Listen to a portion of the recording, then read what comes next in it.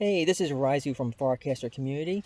I'm here with Kylo, one of our community members who attended the Shibuya event this past weekend. Hey man, nice to finally talk. Yeah, likewise. In this video, Kylo is going to go over some game-changing tips and tricks for when you go up against the new monsters November 2nd and 3rd. So let's start off with helping the community get to know you a little better first. How long have you played Monster Hunter? Is this your first game, or have you played the previous titles? So I played Freedom, and I was terrible at it, and I couldn't even make it past the Melee. And then I decided to reattempt again at 3 Ultimate. I was in NYC at the time, and we would be out all night, literally all night, playing at a McDonald's until McDonald's had put their foot down and kick us out. And all of us Monster Hunters were banned from McDonald's ever since. How about you? What was your first one? So my first one was the second one on PSP. I kind of sucked at it. Then from there, I was playing the one on 3DS. I hated the controls. Oh, which one? Was it 3U or 4U? I think it was 3U. The one with the water? Yeah. Yeah. Everybody hated the controls. I didn't like the controls on the 3DS, so I just dropped it immediately.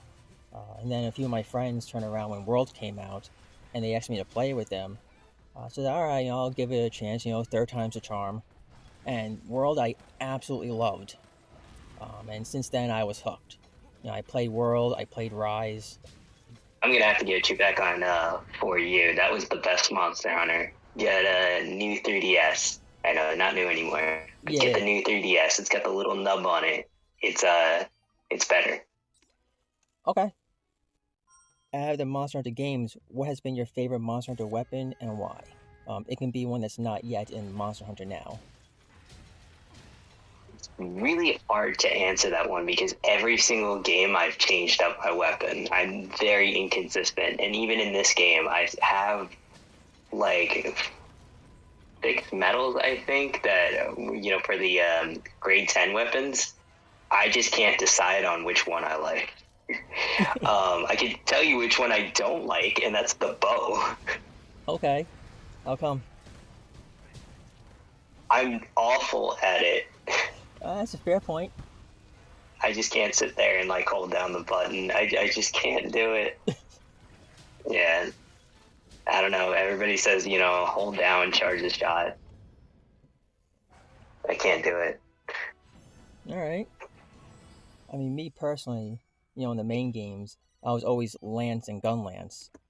But for whatever reason in Monster Hunter now, I was attached to dual blades. I'm not sure if it's the shorter timer or if maybe they wore it down a little bit compared to World.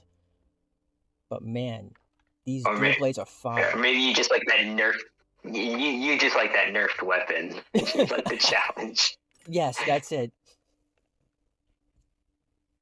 Man, it seems like every weapon you've been picking is the nerfed one. Gunlance gets nerfed, and you say dual blades. Yep. Or I mean, Gunlance gets buffed. Yeah, that's what I meant to say. Sorry, it's late here in Japan. No, I get it, man. I mean, out of all the games that you've played, what would you say is your favorite monster? It's got to be Cornelius. That man's dramatic as hell. Hmm. And you? For me, it's the Lucent Nargacuga. Okay. So you played Double Cross or Generations Ultimate? Wasn't Lucent Nargacuga in that? I'm sure it was, but Lucent Nargacuga was a DLC in Rise and Sunbreak. Okay, I think it's because it came from Generations. It's one of those monsters, I think. I actually skipped Generations. Gotcha. I didn't like it for whatever reason. I don't know why. I just didn't have anybody to play with, but I recently got back into it. Okay. Again, starting with a completely different weapon on that one. I think that kind of helps because the weapon controls are way different for the heavy bowgun, which is my normal go-to. Okay. I was never a fan of range weapons, but now that I've been playing Monster Hunter Now and starting to enjoy some of them, maybe when Wilds comes out, I'll give them a shot. I actually played the Wild demo, and it is a really good idea to bring both a range weapon and a melee weapon into combat, because once you run out of ammo, you don't have to go back to camp. You can just switch to the melee weapon. Yeah. You can bring something for status like sleep or poison or para, as needed, and just shoot and then switch back to the other weapon. There's just so many options where, you can put the monster to sleep and then have everybody switch to something that has high damage, like a great sword. And then you all, as soon as you land the hit, you all just switch back. Oh, that sounds fun. There's so many options. Yeah, there's just so many options where you have a total of 8 weapons because you have 4 players, and then you can have 2 weapons between everybody. Yeah. Oh my god, I can see so many people breaking that. Yeah, no, it was pretty sick. Just the amount of agency they give you over that game is it's fantastic. I think this is gonna be the best Monster Hunter game. Oh, can't wait for all of us to play together. Oh yeah, no, I think everybody and their mother is calling out of work on February 28th. Oh yeah, I already put my week off time in for that, so we're good. Yeah. But anyway, why don't we get into the event itself that you took place in? So what were your first impressions of the Shibuya event, such as the event area? If roads were blocked off for you guys to freely walk around, or some of the perks. What did you think of them? Did you feel like these new monsters were worth paying the $15 for? Yes, absolutely. The monsters were worth paying $15 for, 100%. Were they worth the plane ticket? Debatable. The thing about Japan is it is very different from here. They're not going to block off roads for you, not for an event. In the U.S., you can get permits for that, but here they won't do it, or at least not that I've heard of. But it's also, people are really mindful of their surroundings and they don't feel entitled to them. So anybody that was playing the game, they would step aside and they would stop and hunt. They wouldn't just stare at their phone and hunt. That's what us Americans would do. Right. We'd walk and try to play at the same time. It didn't work. And then it was also hard because, we walk on the right side in the States, but they walk on the left side here. So I kept forgetting that. And I swear I almost bumped into so many people. Oh, wow. But the side streets are very narrow. Cars will still go through them, but not very often. So, and they were very quiet too. So you can have a very busy street, and then immediately one turn later, and it's just silent. Wow. Yeah, but the thing about the event is that there were so many people playing. There were hundreds, well over 1,000. I saw 16,000 at one point. Oh, yeah. Nearby hunters, and The one screenshot or video you showed 2,200. I was like, damn. Oh, yeah. And keep in mind that there were hunters that were out of range, too, that were still playing the game, because the distance between some of these outposts that they had were so large that it wouldn't pick up those players. Right.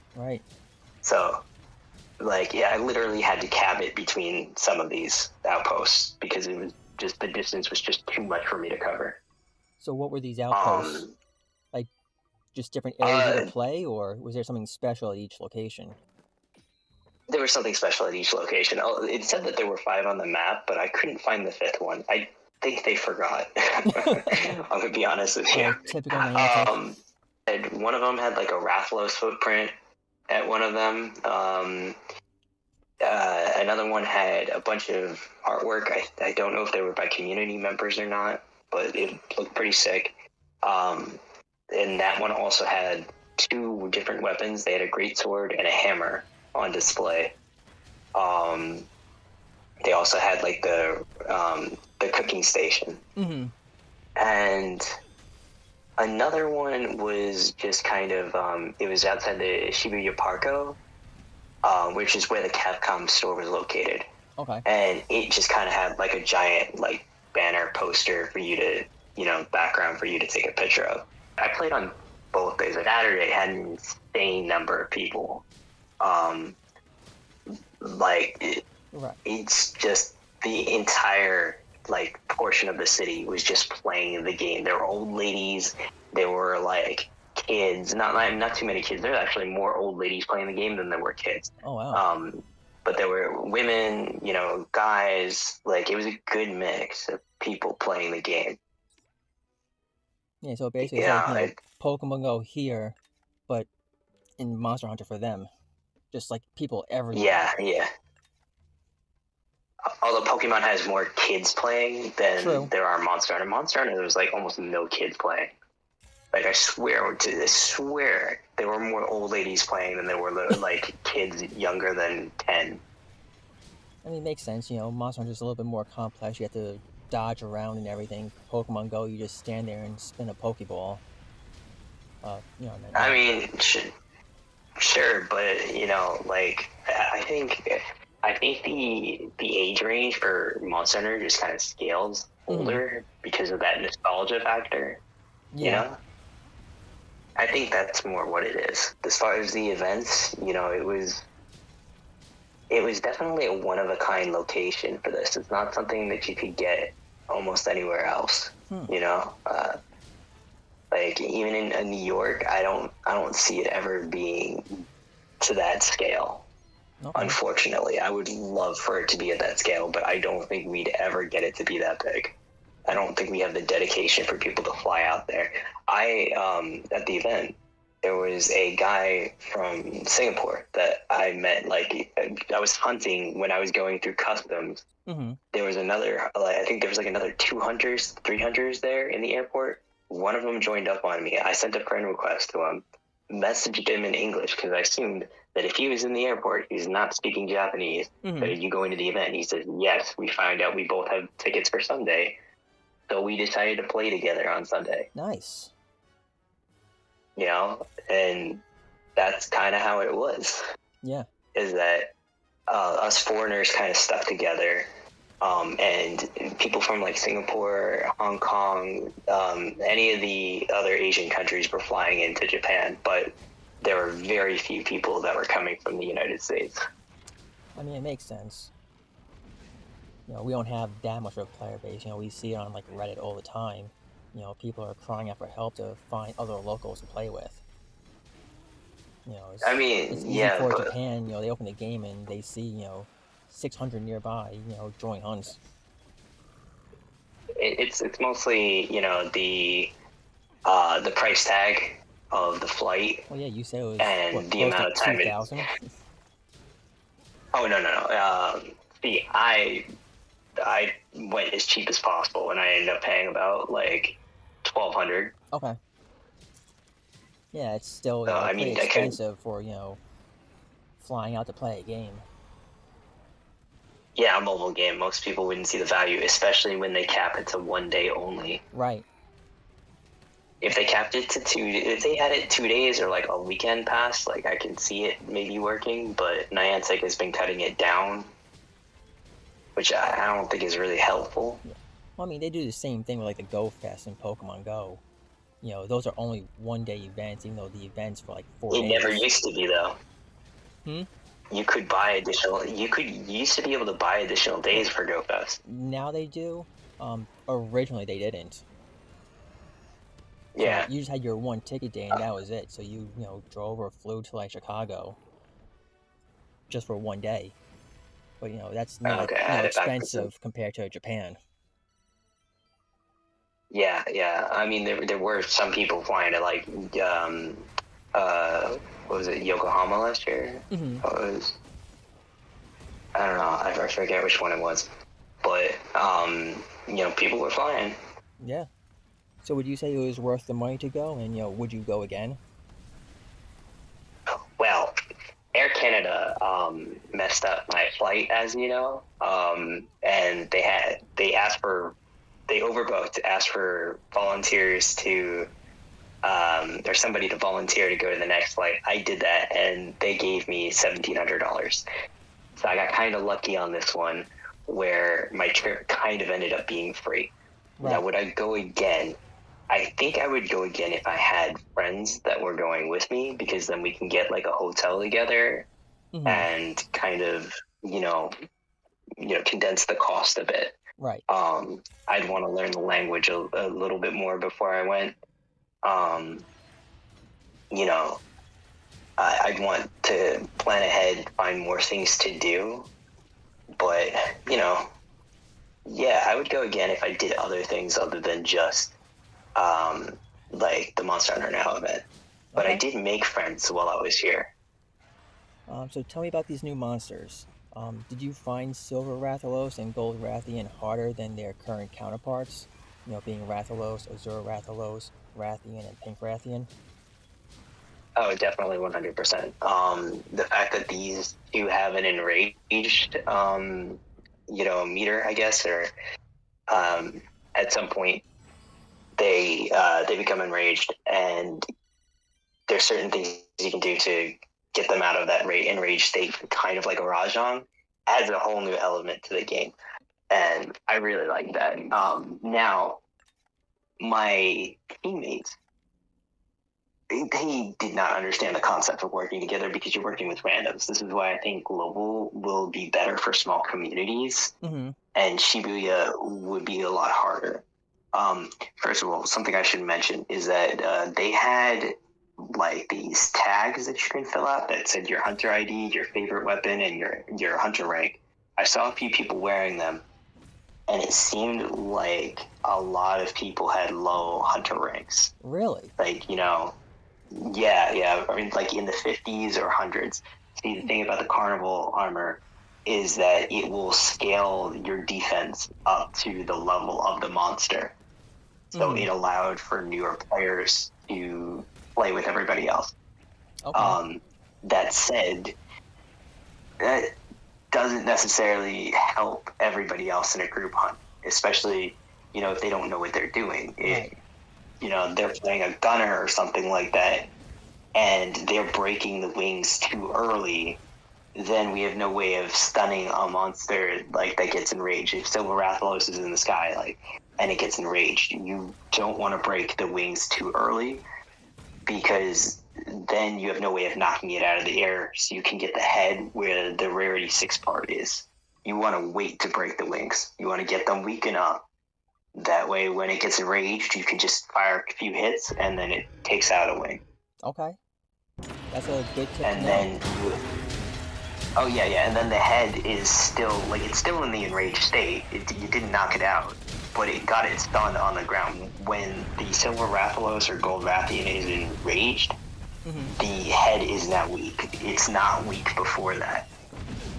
Okay. So you have to wait until it's enraged to get your maximum damage. And once you break the head, it takes it out of being enraged, but the head will remain a weak point even after it's broken. Right, and the head, I believe, is where the rarity 6 drops from, right? Yup, it's not the tail. Oh, that makes my dual blades a little bit more of a challenging fight. Yeah, you're gonna need a gunner, man. I hate to break it to you. Oh, we got Devin, we're fine. Yeah. How about Nergigante? In terms of difficulty, how would you compare him to the other two elders we have right now, being Kushala and Teostra? I think Kushala is still the more challenging fight. What most people weren't doing with Nergigante is they weren't perfect dodging, because you can just easily phase through the dive bomb. Okay. But people weren't doing that for some reason. I mean, especially if you're rocking Zenogre weapons, it's so easy to just P-dodge that. I was doing it on a lance. But I think that's the most challenging part, and that having it run around the entire map. Don't chase it. That's the thing with Gold Rathian will run. Don't chase Gold Rathian. Just wait for her to come back. If she runs away from you, she'll almost immediately turn around and come back. Okay. Their Gigante kind of more or less will do the same thing too. Just don't chase. Good to know. But yeah, I wonder if maybe they just didn't know to perfect dodge that dive bomb, or maybe they just don't have powerful phones and the phone started to lag. It Oh could be yeah, that's the other different thing is that variables. I'm on roaming, Mm-hmm. and of course, on roaming they put me on the worst cellular carrier, and I have the lowest priority because of it. Right. So I was lagging left and right, but somehow I was still getting the perfect dodges off, and they weren't. So they were just not skillful. I hate to break it to you. All right. They really were just bad. Anything else exciting about the event so far, or? I'm really excited for Global to hunt with you guys. I'm still hoping that you're just gonna pull a 36-hour straight hunt and just go crazy like that. I mean, because we're gonna try. I could. Yeah, maybe we'll take an hour or two nap in the car or some shit like that. Or maybe take shifts. Yeah. But I would love to do something crazy like that, just like the good old days. I'd like to introduce you to the NYC crowd too. Mm-hmm. I definitely think we should all meet up for Saturday. I'm hyped because I literally land on midnight the night of Global. so I'm gonna be thoroughly exhausted. Yeah, you're gonna be shot. Oh yeah. But this is a once in a lifetime thing. I'm just gonna sleep for 3 days afterward. Yep. I am so thankful I don't get jet lag. That is my one superpower. Yeah, so we definitely look forward to that. We'll plan something out in Discord, and then by the time you land, we'll have a game plan for that 36-hour hunt. Hopefully, we get some more views on the channel, and maybe we find a few new people. Oh, absolutely. We're already at 160 subscribers, so we're doing pretty good so far. Wow, you're getting up there. Yeah. We're no King of Charmander yet with the 30,000, but we'll get there. We're all excited and pumped, but I know it's late for you. It's probably 5 a.m. or something. Oh no, it's not that late. It's 11 o'clock at night, but I woke up at 4 a.m. yesterday. Okay. I don't know why I just did. I mean, it's still pretty late though, so I know you probably want to get some sleep and enjoy the rest of your vacation. Oh yeah, definitely gonna enjoy it, man. I went to the Monster Hunter Cafe last night. It was great. I don't know if you know that, but there are themed Monster Hunter cafes in Japan. Oh, that's sick. Yeah. Well, if they have the event next year, maybe we'll all go together and then book reservations for these cafes.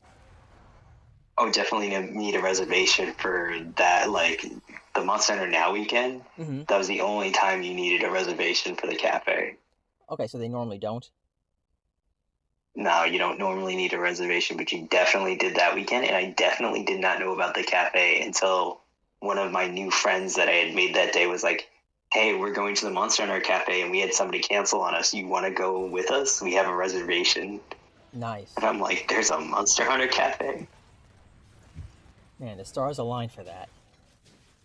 Oh my god, you have no idea how lucky I've gotten in this trip. It's just it's every bit of luck that I have not had, but my entire life, just all of it, just all that good karma just cashed in for this. Yeah, and your vacation is not done yet. You're still there for a while, so who knows what else you'll find. Oh man, I know that if I need to find something, I'm getting it, man. Like, it's been that kind of, like, past 2 weeks where if I've had problems getting something where, like, I'm like, oh no, like, the vacation's not going to work. I can't get my passport in time. And then I get my passport the night before I leave. Wow. Yeah. But yeah, I want to thank you for taking the time out of your busy vacation to, interview with me. I do hope Oh, you yeah, no problem, enjoy, man. I hope you enjoy the rest of your trip there and have a safe flight home. All right, man. I'll send you some videos of the cafe. Yeah, sounds good. You go enjoy your night, man. All We'll right. talk later. All right. All Have a good right. day. Thank you so much for watching. Want to see more videos like this? Check out this one. Don't forget to like and subscribe, and let us know your thoughts in the comments below. Until next time, hunters.